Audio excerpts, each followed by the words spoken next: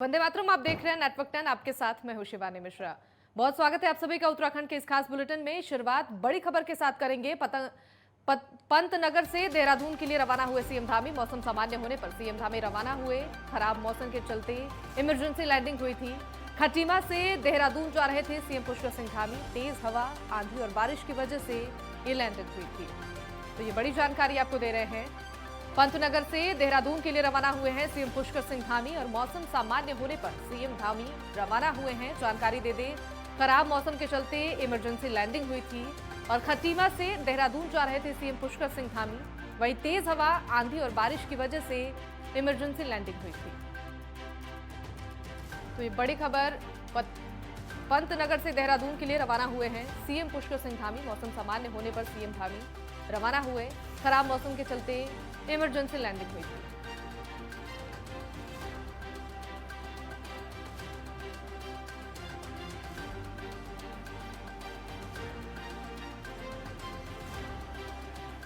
और इसी बीच एक और बड़ी जानकारी। आज से चुनावी रण में सीएम धामी नजर आएंगे। चंपावत में सीएम धामी चुनावी मोर्चा संभालेंगे। चंपावत उपचुनाव के लिए 31 मई को वोटिंग होनी है।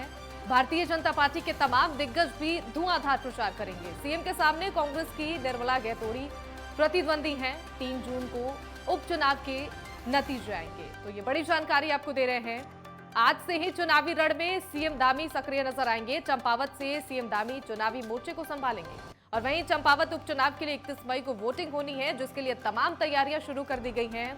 और इसी के साथ भारतीय जनता पार्टी के तमाम दिग्गज भी धुआंधार प्रचार करते नजर आएंगे। सीएम के सामने कांग्रेस की निर्मला गैतोड़ी प्रतिद्वंदी हैं। और आपको ये भी जानकारी दे दें कि 3 जून को चंपावत उपचुनाव के नतीजे आएंगे।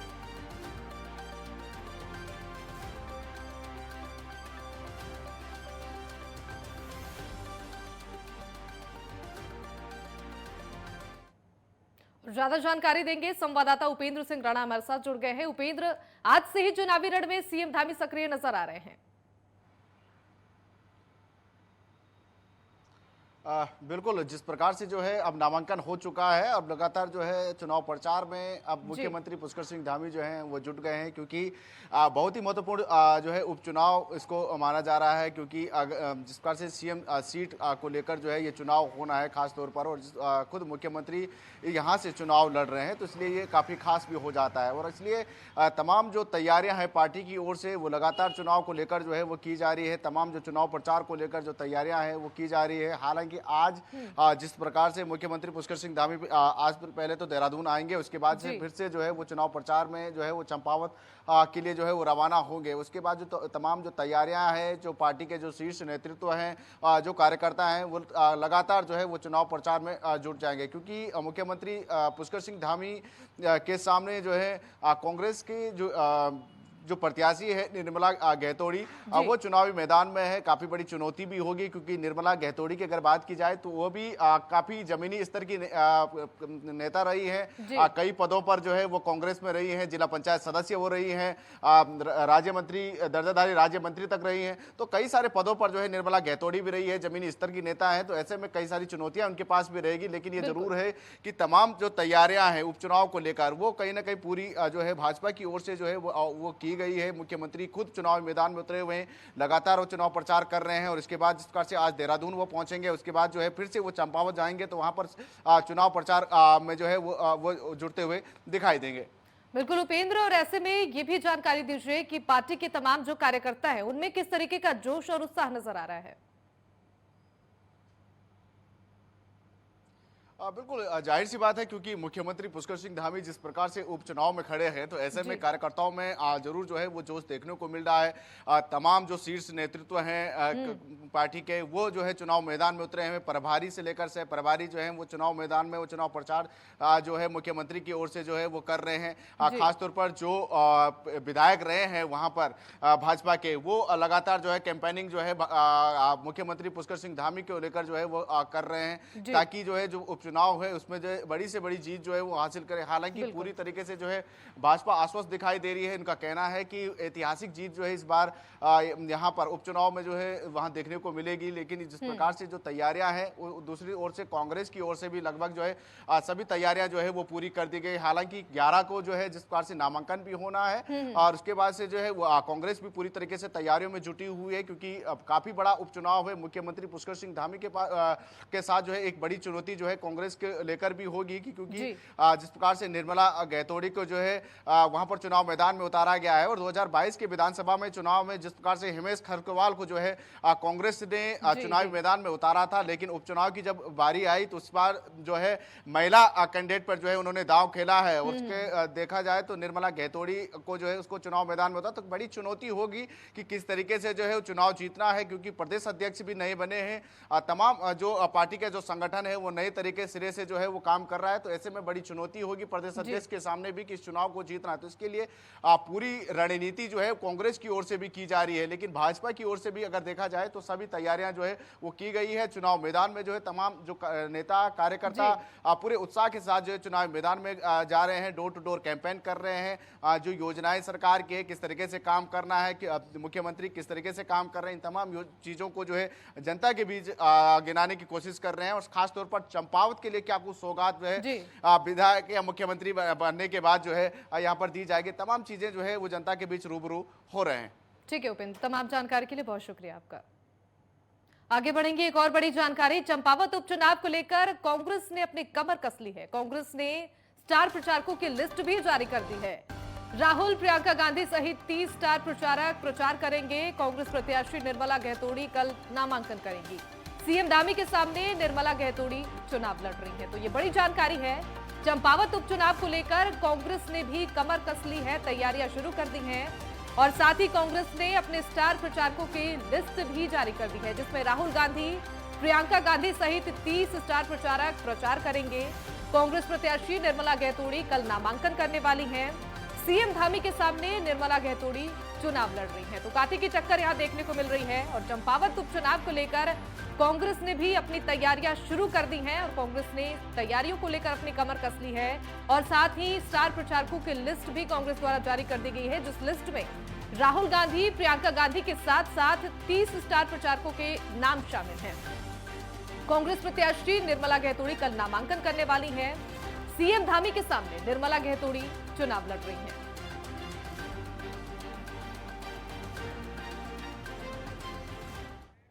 वक्त यहां पर एक छोटे से ब्रेक का है, फौरन लौटेंगे।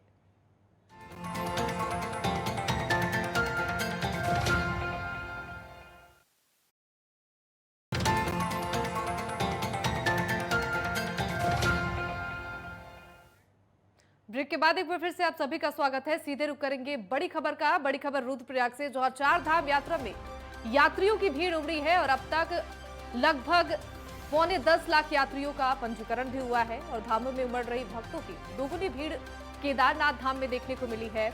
और वहीं केदारनाथ धाम में 3.35 लाख के पार ये आंकड़ा पहुंच गया है। 75,000 से ज्यादा भक्तों के लिए बाबा केदार के दर्शन सोनप्रयाग में रोका जा रहा है। यात्रियों का जत्था और देवभूमि में 4 धाम के कपाट खुलने के साथ ही यात्रा ने अपनी रफ्तार पकड़ ली है। अब तक यात्रा के लिए 9.5 लाख से भी ज्यादा यात्री पंजीकरण करा चुके हैं और इसमें केदारनाथ धाम के लिए पंजीकरण का आंकड़ा 3 लाख से भी ज्यादा पहुंच गया है। इस बार 4 धाम यात्रा को लेकर श्रद्धालुओं में भी खासा उत्साह नजर आ रहा है। केदारनाथ, बद्रीनाथ, गंगोत्री और यमुनोत्री धाम के लिए अब तक 9.5 लाख से भी ज्यादा तीर्थयात्रियों ने पंजीकरण कराया है। और वहीं धामों में भक्तों की दुगनी भीड़ अब उमड़ रही है, जबकि केदारनाथ यात्रा में तीर्थयात्रियों की रिकॉर्ड तोड़ भीड़ नजर आ रही है। बता दें कि आलम यह है कि धाम के कई किलोमीटर लंबी लाइन लग रही है। महज 4 दिन में ही 75,000 से ज्यादा तीर्थयात्री बाबा केदार के दर्शन कर चुके हैं।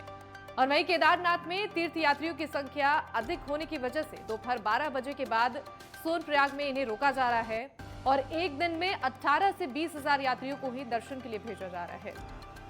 4 धामों में से बाबा केदार के धाम केदारनाथ में सबसे ज्यादा संख्या में श्रद्धालु उमड़ रहे हैं।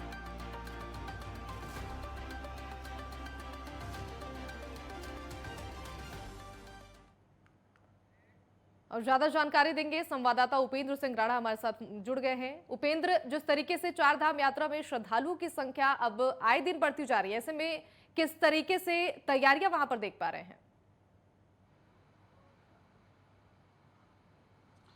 देखिए बिल्कुल, जिस प्रकार से ये जो चार धाम यात्रा है वो इस बार जो है काफ़ी तेज़ी से जो है रफ्तार पकड़ी हुई है। जी। जिस प्रकार का अनुमान जो है पहले ही सरकार की ओर से लगाया गया था कि इस बार जो है चार धाम यात्रा जो है वो ऐतिहासिक होने वाली है और काफ़ी संख्या में जो है चार धाम में जो है यात्री यहाँ पर पहुँचने वाले हैं और उसी के तहत जो है देखा जा रहा है, क्योंकि जिस प्रकार से 3 मई से यात्रा शुरू हुई है और 3 मई में देखा जा रहा है, 3 मई से अभी तक की अगर बात की जाए तो 2.5 लाख से ज़्यादा श्रद्धालुओं ने जो है चार धाम यात्रा में जो है वो दर्शन कर चुके हैं और जी। कई जिस प्रकार से जो है 5 से 6 लाख से ऊपर के लोगों ने जो है वो रजिस्ट्रेशन जो है वो कर चुके हैं। यानी कि देखा जाए तो चार धाम यात्रा को लेकर जो तैयारियां सरकार की ओर से थी उससे कई ज्यादा जो है श्रद्धालु जो है चार धामों में पहुंच रहे हैं। कल ही का अगर सरकारी आंकड़ों की अगर बात की जाए तो केदारनाथ में अकेले 18,000 से ज्यादा लोगों ने जो है वो केदारनाथ में दर्शन किए हैं। बद्रीनाथ की बात की जाए तो 14,000 से ज़्यादा लोगों ने वहाँ पर दर्शन किए हैं। गंगोत्री धाम की बात की जाए तो 7,000 से ज़्यादा लोगों ने कल वहाँ पर दर्शन किए और वही आंकड़ा जो है यमुनोत्री में भी रहा कि 7,000 से ज़्यादा लोगों ने जो यमुनोत्री धाम के जो है वो दर्शन किए। यानी कि देखा जाए तो चारों धामों में जो है जो आंकड़ा है यात्रियों की संख्या में लगातार जो है वो इजाफा हो रहा है। जिस प्रकार से केदारनाथ धाम की अकेले अगर बात की जाए तो यहाँ पर काफ़ी संख्या में श्रद्धालु जो है केदारनाथ पहुँच रहे हैं। जिस प्रकार से जो श्रद्धालुओं का जो जत्था है वो सोनप्रयाग पहुंच रहा है। सोनप्रयाग के बाद जो है पुलिस प्रशासन की ओर से जो उनका रजिस्ट्रेशन है वो चेक किया जा रहा है, क्योंकि किसी भी यात्री को जो है बिना रजिस्ट्रेशन के जो है वो धामों में जाने की इजाजत नहीं है। इसी के तहत जो है जो रजिस्ट्रेशन जिन यात्रियों का हो रखा है उन्हीं यात्रियों को जो है वहां से भेजा जा रहा है। यानी कि जो जत्था है वहां से सोनप्रयाग के बाद जो है उनको भेजा जा रहा है और कई यात्री जो है वो पैदल जा रहे हैं। तो कई यात्री जो है जिस प्रकार से हेली सेवा की सुविधा जो है दी गई है, 5 से 9 हेली सेवा जो है यहाँ पर लगाई गई है, जिसके जरिए जो है यात्री सुगमता से जो है वो केदारनाथ जा सकते हैं। इन तमाम तैयारियों के साथ सरकार जो है इस बार यात्रा करवा रही है। चार धाम रूटों पर जो है तमाम जगहों पर व्यवस्था जो है वो सरकार की ओर से की गई है। स्वास्थ्य व्यवस्थाओं से लेकर तमाम जो व्यवस्थाएं हैं वो सरकार की ओर से की गई है। फ्री चेकअप जो है यात्रियों की जा रही है, शौचालय की व्यवस्था की गई है। तमाम जगहों पर जो है जो यात्रियों की जो मूलभूत समस्याएं जो रहती है उन समस्याओं के निदान के लिए जो तमाम इंतजाम जो है सरकार की ओर से की गई है। चार धाम को लेकर हालांकि कोविड को लेकर कोई दिशा निर्देश जो है सरकार की ओर से नहीं दिए गए हैं, लेकिन ये जरूर है कि सीमित संख्या में दर्शन करने के जरूर निर्देश जो है वो सरकार की ओर से दिए गए हैं कि धामों में पहुंचने के लिए सीमित संख्या जो है वो निर्धारित की गई है। लेकिन उसके बावजूद भी देखा जा रहा है कि काफी संख्या में यात्री जो है वो चार धामों पर पहुंच रहे हैं, वहां पर दर्शन जो है वो कर रहे हैं। हालांकि सोशल डिस्टेंसिंग, मास्क पहनने को लेकर जो है जरूर जो है सरकार की ओर से हिदायत दी गई है, लेकिन ये जरूर है कि इस बार जो है ऐतिहासिक तौर पर देखा जाए तो काफी संख्या में यहाँ पर यात्री जो है चार धामों में पहुंच रहे हैं। जिस प्रकार का अनुमान सरकार की ओर से लगाया गया था कि काफी संख्या में यहाँ पर यात्री पहुंचेंगे, उसके तहत ही जो है काफी संख्या में यहाँ पर यात्री जो है वो पहुंच रहे हैं। ठीक है उपेंद्र, बहुत शुक्रिया तमाम जानकारी के लिए। और वहीं 2022 के विधानसभा चुनाव हारने के बाद अब उत्तराखंड में आम आदमी पार्टी 2024 के लोकसभा चुनाव और नगर निगम के चुनाव की तैयारियों में जुट गई है। लेकिन पार्टी के पास सबसे बड़ी चुनौती संगठन को खड़ा करने की है, जिसके लिए पार्टी के नेता लगातार नेताओं को जोड़ने में जुटे हुए हैं। और आम आदमी पार्टी के प्रदेश अध्यक्ष दीपक बाली ने कहा कि पंजाब में मिले जनादेश के बाद पूरे देश के लोग आम आदमी पार्टी को ज्वाइन कर रहे हैं और उत्तराखंड में भी कई लोग पार्टी को ज्वाइन करना चाहते हैं।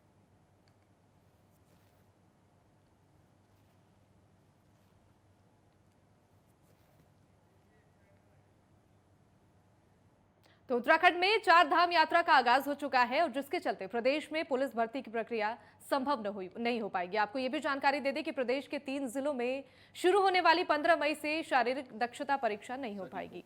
चार धाम यात्रा की वजह से 3 जिलों में पुलिस भर्ती शेड्यूल में बदलाव किया जाएगा। दरअसल पुलिस विभाग में कांस्टेबल पद के लिए 1521 पदों पर अधीनस्थ सेवा चयन आयोग की ओर से प्रक्रिया चलाई जा रही है और जिसके चलते प्रदेश भर में करीब 2.5 लाख उम्मीदवारों ने आवेदन किया है, जिसको लेकर अब पुलिस मुख्यालय ने यह तय किया है कि उत्तरकाशी, चमोली और रुद्रप्रयाग जिले में शारीरिक दक्षता परीक्षा 15 मई के बजाय 15 जून से कराई जाएगी।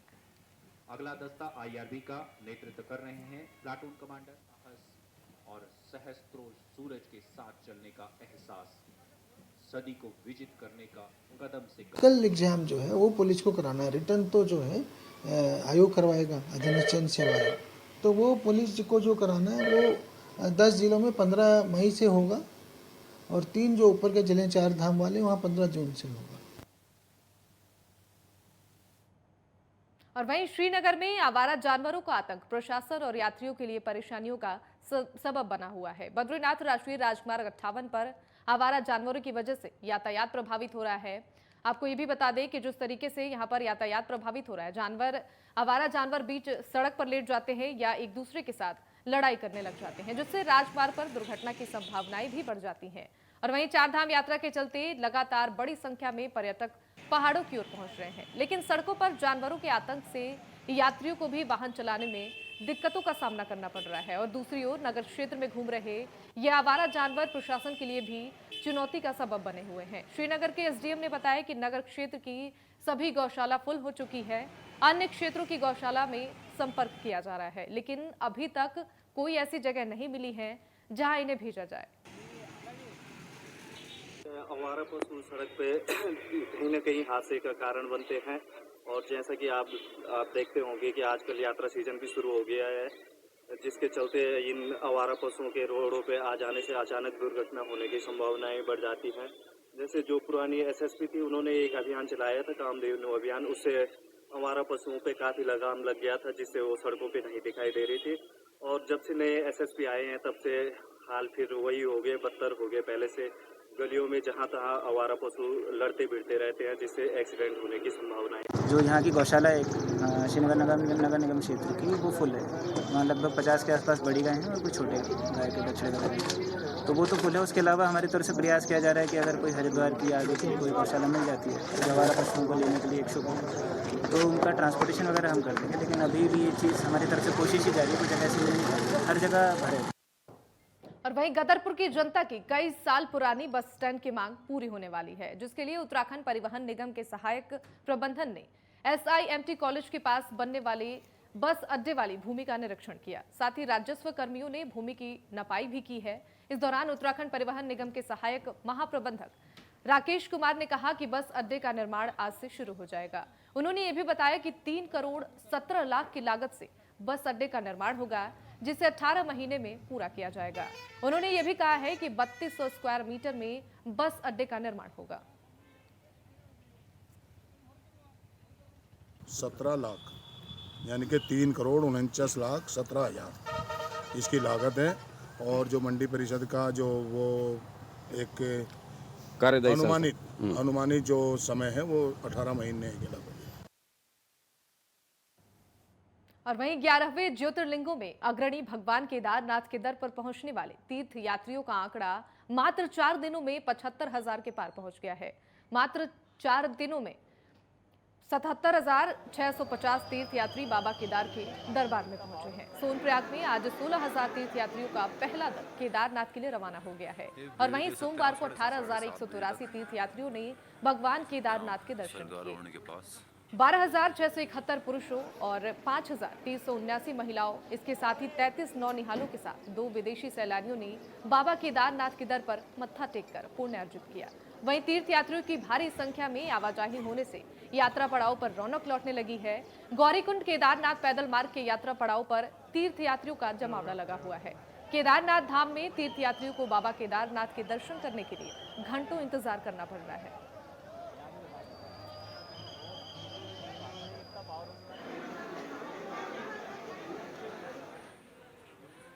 भीड़ देख सकते हैं। और वहीं 11वें ज्योतिर्लिंग केदारनाथ धाम के कपाट खुलते ही इस साल भक्तों का सैलाब उमड़ने लगा। जहां विगत 2 साल कोरोना महामारी की वजह से भक्त बाबा के दर्शन नहीं कर पाए, लेकिन इस साल भक्त बड़ी संख्या में दर्शन के लिए पहुंच रहे हैं। लेकिन बढ़ती भीड़ के चलते व्यवस्थाएं बिगड़ने लगी हैं। श्रद्धालुओं की बढ़ती संख्या से केदारनाथ धाम में भक्तों के दर्शन की लाइन मंदिर के गेट से हेलीपैड तक देखी जा सकती है। वहीं श्रद्धालुओं को 1 किलोमीटर लंबी लाइन में खड़े होकर यहां से जाना पड़ रहा है। पैदल मार्ग पर भीड़ अधिक हो जाने से श्रद्धालुओं को आवाजाही में भी दिक्कतें हो रही हैं। घोड़े खच्चरों के लिए अलग से मार्ग नहीं होने से पैदल चलने वाले श्रद्धालुओं को गिरने का डर बना हुआ है।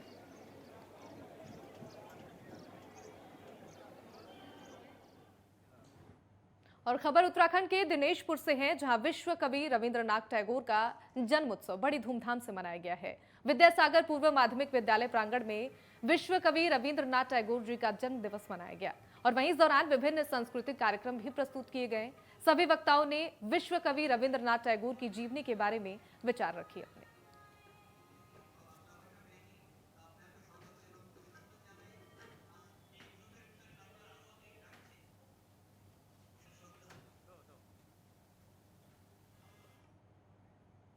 और वहीं एसीपी यातायात हरिद्वार का चार्ज संभालते हैं हिमांशु वर्मा एक्शन मोड में है।